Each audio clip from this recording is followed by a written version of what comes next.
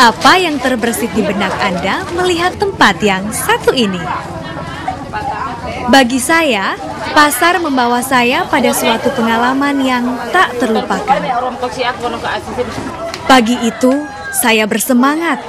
Sekedar berjalan-jalan di Pasar Ereke, Buton Utara, Provinsi Sulawesi Tenggara. Ada satu yang menarik perhatian saya. Ikan asap. Di antara sekian banyak pedagang ikan asap, perhatian saya tertuju pada seorang ibu.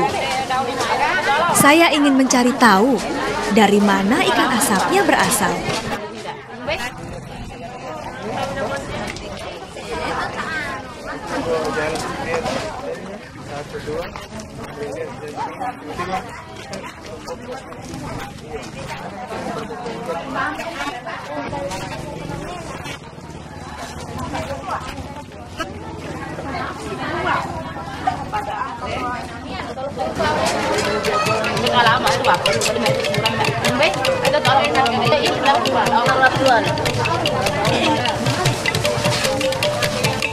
Usai seluruh dagangan Ibu Hasriani laku terjual, kami pun menuju kediamannya di Kelurahan Lemo. Daerah ini dikenal sebagai desa nelayan penghasil ikan asap. Assalamualaikum Pak, apa kabar? Saya Pipin Pak. Saya kemudian berkenalan dengan suami Ibu Hasriani yang bernama Pak Jakaria.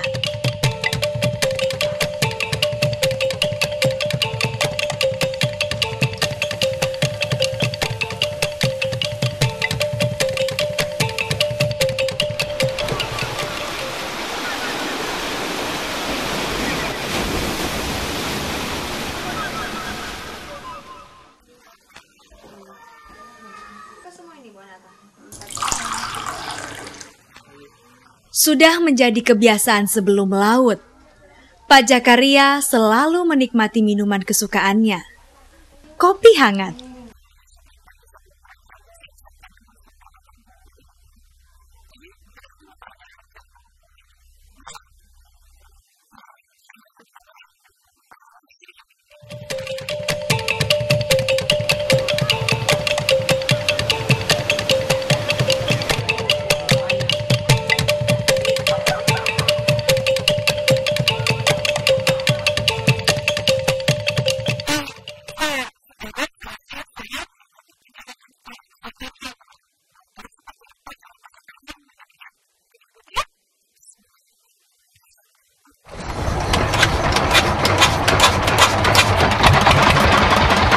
Kami berangkat kira-kira pukul 8 pagi. Perahu yang digunakan Pak Jakaria cukup kecil. Perahu bermesin tempel atau biasa disebut katinting oleh masyarakat setempat. Saya sempat heran, mengapa Pak Jakaria membawa layang-layang? Ternyata, layang-layang itulah yang digunakan Pak Jakaria untuk memancing. Tali umpan diikatkan dengan tali layangan berbentuk segitiga. Layang-layang digerakkan semakin tinggi, sementara umpannya melompat-lompat di atas permukaan air.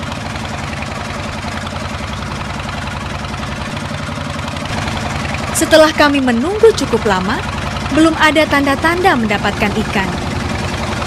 Apalagi menurut Pak Jakaria, lumba-lumba ataupun burung pemakan ikan tidak tampak sedikit pun, yang menandakan tempat ikan berkumpul. Sehingga Pak Jakaria memutuskan berpindah lokasi hingga ke laut lepas.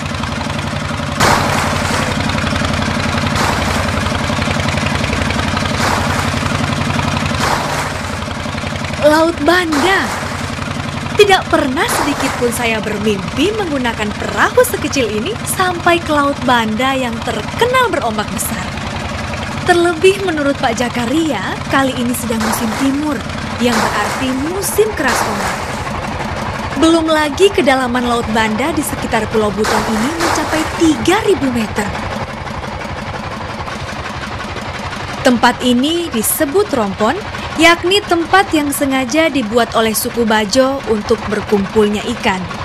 Tak heran jika banyak nelayan yang menangkap ikan di wilayah ini. Tiramping kayak mau bosan lo ya nai. Ya semua tiri ay.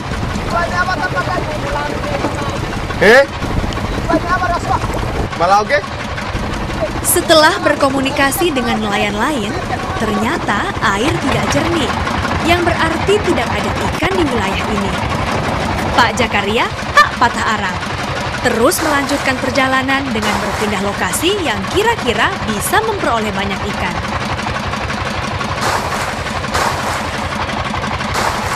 Setelah kurang lebih 1,5 jam mencari lokasi yang tepat, tiba-tiba kami melihat burung pemakan ikan disertai beberapa ekor lumba-lumba.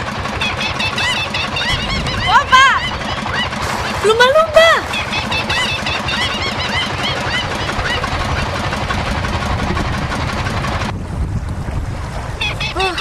Tadi kita sudah lihat burung, dan sekarang kita akan mulai memancing dengan layang-layang. Saya akan memberikan layang-layang sama Pak Zakaria.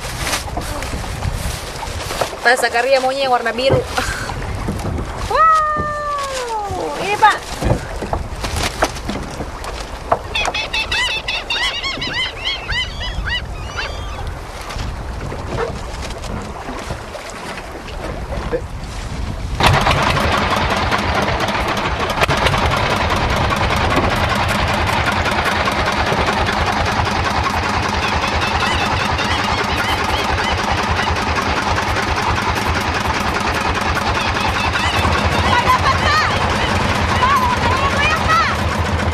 Tak sia-sia, usaha kami akhirnya membuahkan hasil. Tali pancing terasa berat tertarik. Mesin katinting pun diperlambat. Alhasil, seekor cakalang berhasil kami peroleh.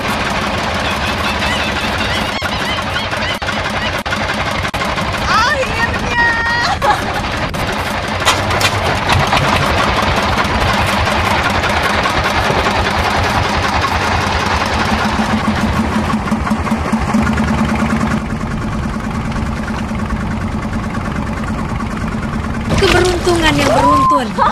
Tak berselang lama, kami pun mendapatkan ikan ekor kuning, ikan tuna, dan begitu seterusnya. Berat Pak, tarikan. Berat. Tarik.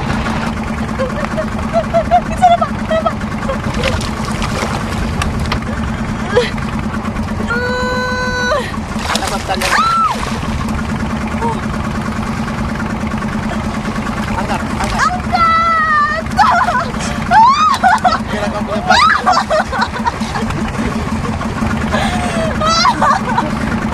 Saya ternyata punya bakat jadi nelayan, pemirsa.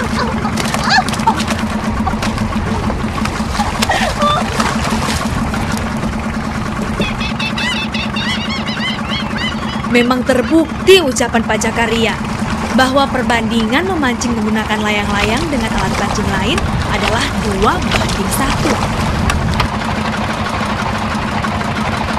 Layang-layangnya hebat.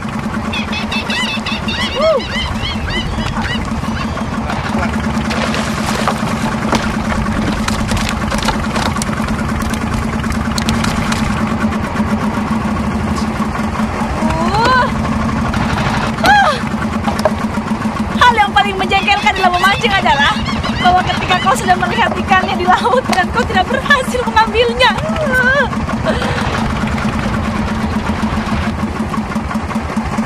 Pak Jakaria termasuk nelayan yang masih tradisional.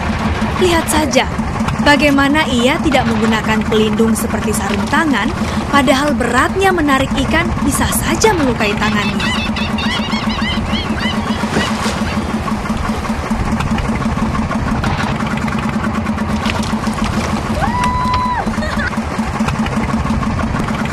Satu lagi hasil dari pancing layang-layang. Lebih berat dari yang tadi ternyata.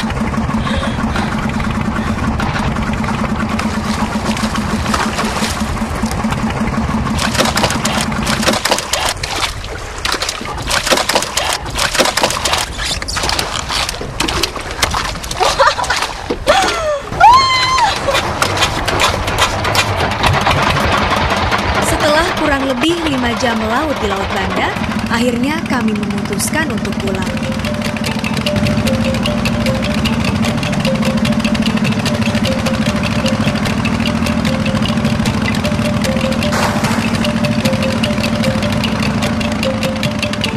Sudah menjadi rutinitas setiap harinya, Ibu Hasriani dan anak-anak selalu menunggu kepulangan Pak Jakaria selepas melaut dengan hasil ataupun tanpa hasil.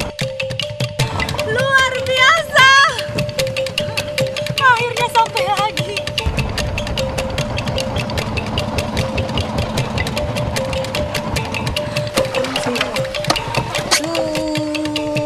Hasil tangkapan papa dengan kakak.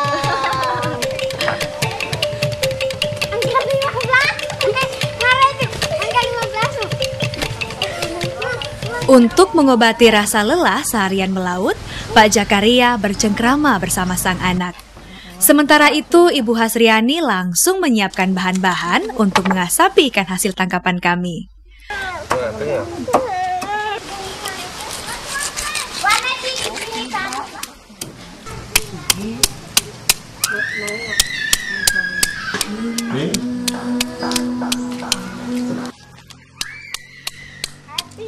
Meski belum lama beristirahat, Pak Jakaria tidak membiarkan istrinya bekerja sendiri.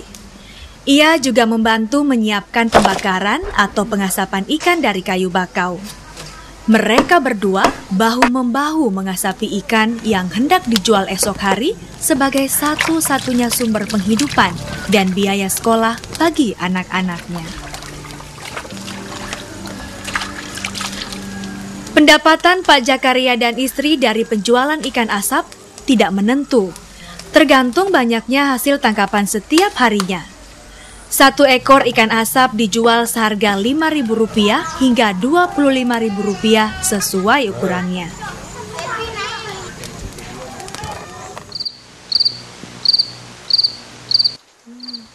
Tapi yang lebih banyak sama anak-anak itu yang mereka sama. Momen seperti inilah yang selalu dinantikan Pak Jakaria.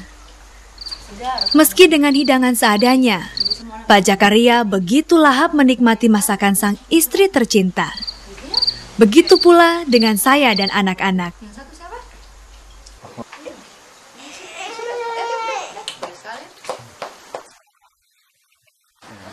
Setiap anugerah yang diberikan Sang Pencipta selalu disyukurinya.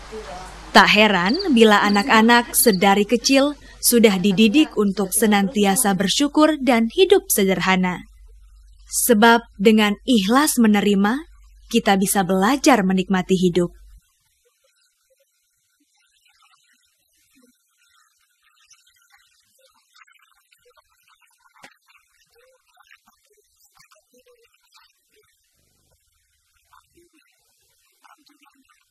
Seolah tak lelah seharian memancing, Pak Jakaria masih saja berkutat dengan peralatan mancingnya.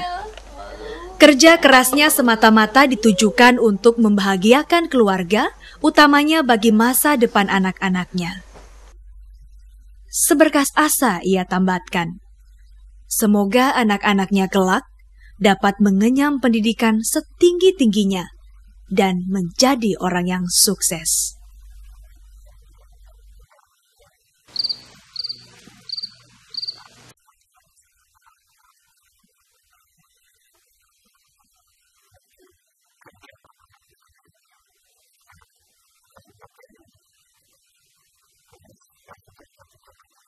Hidup ibarat misteri lautan. Kadang gelombang beruntun menghantam, terkadang pula tenang tak beriak.